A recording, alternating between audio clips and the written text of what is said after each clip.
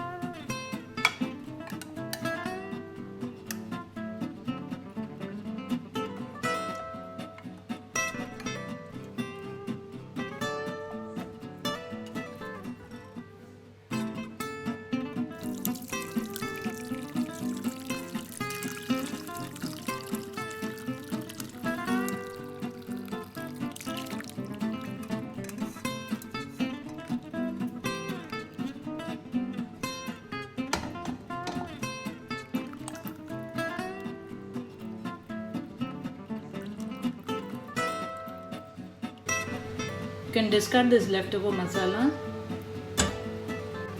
Mutton soup is now ready to be served. You can eat the meat and chew these bones. They are very delicious.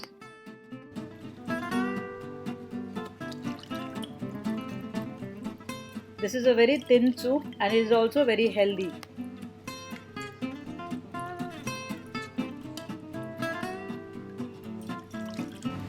Put a few croutons. This I prepared from the bread in my toaster.